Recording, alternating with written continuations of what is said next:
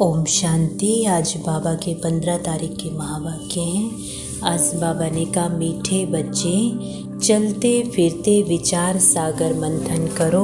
यह ज्ञान मंथन ही बुद्धि का भोजन है। विचार कर सर्विस की नई नई युक्तियाँ निकालो। प्रश्न है, ज्ञान अमृत धारण करने व कराने की शक्ति किन बच्चों में आती है? बाबा ने कहा, जो बाप का बनते ही पवित्रता की पक्की प्रतिज्ञा करते हैं। बाबा कहते, बच्चे याद रखना, अगर इतना सुनते भी पवित्र नहीं बनेंगे तो बुद्धि का ताला बंद हो जाएगा। एक कान से सुनेंगे, दूसरे से निकल जाएगा। बाप का बने हो तो गंदगी को निकाल दो। उल्टा कर्म किया तो गला घुट जाएगा। ज्ञान सुना नहीं सकेंगे, इसलिए सावधान। गीत तूने रात गवाई। ओम शांति। अब बाप बैठ बच्चों से पूछते हैं कि बच्चे, बेहद के बाप को अच्छी रीति से जाना है? पूछना पड़ता है, नहीं तो पूछने का कायदा नहीं। सब जानते हैं वह हमारा मात पिता है। मात पिता मिले तो हो गए आस्तिक। मात पिता जिससे सुख घनेरे मिलते हैं। सत्युग में तो है ही प्रारब्ध, वहाँ आस्तिक व नास्तिक का तो सवाल ही नहीं उठता। आस्तिक नास्तिक जानना ना जानना संगम पर होता है।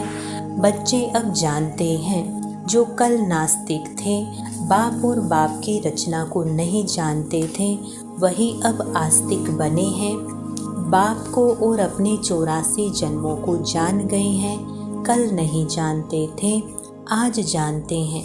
कल और आज कहा जाता है ना। आज पुरानी दुनिया है, कल नई दुनिया होगी। आज रात है, कल दिन होगा। वास्तव में भारतवासियों को तो अपने बाप को जानना चाहिए। भारत में ही सोमनाथ का मंदिर है।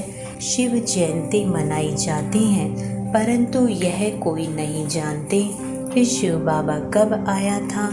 सोमनाथ जो नाम पड़ा है, उसने कब आकर ज्ञान अमृत पिलाया था, अब तुम बच्चे जानते हो।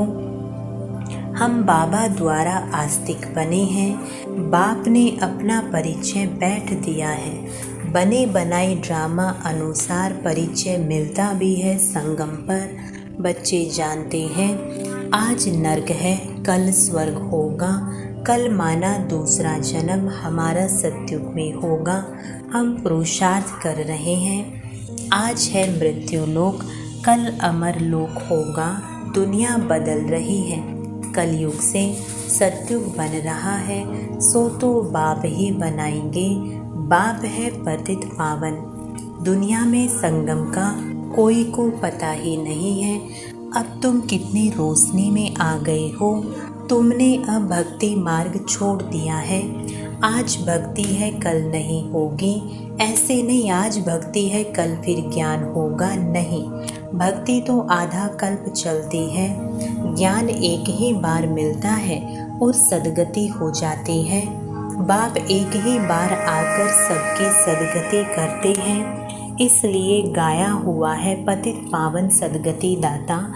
उनका जन्म भी भारत में होता है, परंतु भारतवासी जानते नहीं कि यह निराकार शिव बाबा का मंदिर है। कहाँ ज्योति का मंदिर है। ब्रह्म समाजी ज्योति जगाते हैं, समझते हैं परमपिता परमात्मा ज्योति स्वरूप है। अनेक प्रकार की मतें हैं, जिसने जो बात समझाई उनको मान फॉलो कर लेते। अभी तुम रचयिता और रचना को जान गए हो। रचना और रचना के आदि मध्य अंत का राज समझकर फिर दूसरों को भी समझाना है। परम पिता परमात्मा सत्य है, चैतन्य है, ज्ञान का सागर है। हर एक एक्टर की महिमा अलग अलग होती है। परमात्मा सर्वव्यापी कहने से अलग अलग महिमा हो ना सके। हर एक आत्मा में अलग अलग पार्ट भरा हुआ है। सर्वव्यापी है तो परम पिता परमात्मा का पार्ट सभी के अंदर बजे। कितना अंधियारा है, तब बाप ही आकर समझाते हैं। बच्चे जानते हैं बरोबर ऊंचे ते ऊंचा पार्ट है परमात्मा का, उस एक को ही सब भक्त याद करते हैं। भक्त सब पतित हैं। पतित किसको कहा जाता है यह मनुष्य नहीं जानते हैं। सन्यासी समझते हैं कि इन विकारों से हम नरकवासी बने हैं, इसलिए घर बार छोड़ने से हम जाकर ब्रह्म में लीन होंगे। बाप समझाते हैं यह है कलयुग, सब विषय सागर में गोते खाते हैं, इसलिए इनको वैशाल्य कहा जाता है। मैं आकर सेवाल्य बनाता हूँ। सतयुग में एक धर्म था, वही देवी देवता, 84 जन्म भोग। अब अपने को देवी देवता नहीं कहलाते। जो पूज्य देवी देवताएं थे सो गिरते गिरते क्षत्रिय वैश्य शूद्र वर्ण में आते आते पतित पुजारी बने हैं। सबसे जास्ती भारत पावन था सो अब पतित बना है। सन्यासियों को भी संपूर्ण पावन नहीं कह सकते, क्योंकि पतित दुनिया में बैठे हैं। घर बार छोड़ कोई सतयुग में नहीं जा सकता। तुमको तो इस दुनिया को भूल सतयुग में जाना है। स्वर्ग में जाने के लिए बहु कल्प पहले मुआफिक पुरुषार्थ कर रहे हैं। भारत ही पूज्य से पुजारी बना है, फिर पूज्य बनेगा। यह नॉलेज समझेंगे वह जो सिकीलदे होंगे, जो देवी देवता धर्म के नहीं होंगे तो बुद्धि में बैठेगा नहीं। भारतवासी 84 जन्म लेते हैं और कोई धर्म वाला 84 जन्म नहीं ले सकता। तुम्हारे में भी नंबर वार है, सब इकट्ठे नहीं आएंगे। बच्चों को चक्र का राज भी बतलाया है। सिजरा कैसे बनता है? सिजरा आत्माओं का भी होता है, उनको फिर रूहानी कहेंगे। बच्चे जानते हैं हम ब्रह्मांड में रहते हैं। पहला नंबर है शिव बाबा, फिर ब्रह्मा विष्णु शंकर, फिर है लक्ष्मी नारायण। उनका घराना नंबर वार तो है ना। इस समय तुम्हारी बुद्धि में सारा झाड़ है, वहाँ यह ज्ञान नहीं है कौन कौन आएंगे क्या क्या होगा, परंतु वहाँ अज्ञान भी नहीं कहेंगे। वह है प्रारब्ध जो इस ज्ञान से पाते हो। अभी है चढ़ती कला, पीछे है गिरती कला।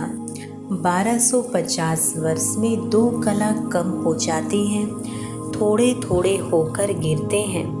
तुम अब सब हिसाब निकाल सकते हो। पहले है थुर, फिर फाउंडेशन निकलता है। अब तुम बीज और झाड़ को अच्छी तरह जान चुके हो। अब तुम बाप द्वारा नास्तिक से आस्तिक बन गए हो। बाबा ने समझाया है, फादर सोच सन, टीचर सोच स्टूडेंट। पहले गुरु सोच फॉलोवर्स, फॉलोवर सोच गुरु। यहाँ तो तीनों ही एक बाप है, वह है रचयिता। जरूर नई दुनिया रचेंगे। स्वर्ग में लक्ष्मी नारायण राज्य करते थे, उन्होंने यह वर्षा कहाँ से लिया? किसने ऐसा कर्म सिखलाया जो इतना ऊंच पद पाया? अब बाप कहते हैं तुमको ऐसे कर्म सिखलाता हूँ जो तुम सो देवी देवता बनेंगे। स्वर्ग में तुम बहुत माला माल थे, बाप से ही वर्षा लिया था, तो ज़रूर बाप ने ही आकर भारत को स्वर्ग बनाया है। बाप कहते हैं बच्चे चलते फिरते ऐसे विचार सागर मंथन करो, यह बुद्धि के लिए खाना है, बाबा की दिल है। यह गोला बहुत बड़ा बड़ा बनाना चाहिए। चक्र पर किसको भी समझाना बहुत अच्छा होगा। अब विचार करना चाहिए मनुष्यों को कैसे समझाएं। समझाना है, अब है संगम, दुनिया बदल रही है। यहाँ अनेक धर्म है, वहाँ एक धर्म है जो बाप ने स्थापन किया है। भारत का प्राचीन योग बहुत मशहूर है, तुम जानते हो। हम फिर से राजयोग भगवान द्वारा सीख रहे हैं। भगवान ही बेहद की हिस्ट्री ज्योग्राफी बताएंगे। मनुष्य को बता ना सके, यह बाबा कहते हैं। मैं कुछ भी नहीं जानता था, बाबा अपनी महिमा नहीं करते हैं कि ऐसा था वैसा था। बाप कहते हैं यह भक्ति के कर्मकांड अब मत करो, अब भक्ति पूरी होनी है, रात के बाद दिन आएगा। अभी तुम बच्चे हो संगम पर ही नॉलेज मिलती है। बाप कैसे पहले सूक्ष्म वतन की रचना करते हैं, फिर प्रजापिता ब्रह्मा द्वारा नई सृष्टि रचते हैं। इनका ही मनुष्य सृष्टि सिजरा है। इसको ही आदि देव आदि देवी कहा जाता है। एडम ईव भी कहते हैं। अब मात पिता है तो सृष्टि कैसे रची। एडम को आदि देव ब्रह्मा कहेंगे, परंतु वह क्रिएटर नहीं है। ऐसे नहीं समझते। परमपिता परमात्मा ने एडम द्वारा कराया, जरूर गॉड ही स्वर्ग का रचयिता है। वह है निराकार बाबा। हम आत्माएं भी निराकार है। यह शरीर लेकर पुनर्जन्म में आती है पार्ट बजाने। निराकार बाप को भक्ति में याद करते हैं। वह परम धाम में रहते हैं। वह पतित पावन है।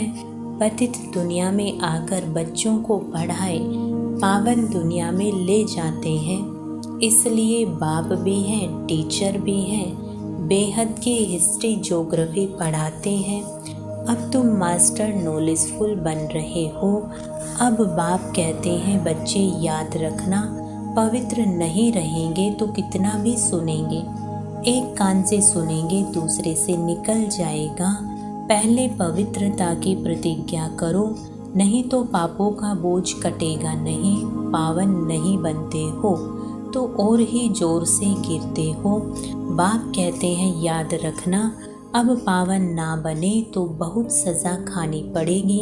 अज्ञान काल में इतनी सज़ा नहीं मिलती है, परंतु मेरे पास आकर प्रतिज्ञा कर फिर पवित्र नहीं बने और छिपकर इंद्र सभा में आते रहेंगे तो बहुत दंड खाना पड़ेगा और ही पत्थर बुद्धि बन पड़ेंगे। फिर साधारण प्रजा में चले जाएंगे। मर्तबा भी नंबर वार है ना। ऊंचे ते ऊंच भी बनते हैं तो नीचे ते नीच भी बनते हैं। यहाँ तो सबको दुख है। अचानक मौत हो जाती है। वास्तव में काल आना चाहिए पूरी आयु में। बरोबर भारत में कायदे अनुसार आयु पूरी होते थे, बूढ़े होते थे तो साक्षात्कार होता था कि अब फिर बच्चा बनेंगे। यहाँ तुम जानते हो शरीर छोड़ बाप के पास जाएंगे। यह पुराना चोला उतारना है। बाप को घड़ी घड़ी याद करना है। बाबा बस हम आए कि आए। योग बल से आत्मा को पवित्र बनाते हैं। इसके लिए एक ही उपाय है, बाप से योग लगाना। फिर तुम सतो प्रधान पवित्र बन जाएंगे। योग लगाते लगाते अंत में योग सिद्ध होना है। बाबा कहते हैं यह मेरा रथ है। लैंड लेडी कहो या लैंड लॉर्ड कहो, यह बड़ा विचित्र है। कैसे शिव बाबा आते हैं, कहते हैं यह लैंड लेडी भी है तो प्रजापिता भी है। मुझ निराकार को शरीर जरूर चाहिए। हर एक को अपना अपना रथ है। मैं कैसे रथी बनूं, मुझे तो आना पड़ता है पतित दुनिया में। श्री कृष्ण तो पावन था, ड्रामा में यह रथ मुकर्रर है। मैं आता भी हूँ भारत में, ऐसे नहीं एक कल्प भारत में, दूसरा कल्प जर्मनी में आऊँगा। बाप समझाते हैं तुम तो कर्मयोगी हो, कर्म करना पड़ता है। आगे पुरुष कमाते थे, माताएं घर संभालते थे। माताएं इतना पढ़ते नहीं थे। यह तो अब पढ़ाई शुरू हुई है। माताएं भी धंधा धोरी करती हैं। अब तुम बच्चों को अविनाशी कमाई करनी है। हर एक को बेहद के बाप से वर्षा लेना है। जो करेगा सो अपना पद पाएगा। इस पढ़ाई का पद 21 जन्म चलता है। यह पढ़ाई बाप बिगर कोई पढ़ा ना सके। पतित पावन भी गॉड फादर है। वही राजयोग सिखलाकर स्वर्ग में जाने के लायक बनाते हैं। अब 84 जन्म पूरे हुए हैं, अब हम घर जा रहे हैं। यह भी याद रहे तो तुम प्रफुल्लित रहेंगे।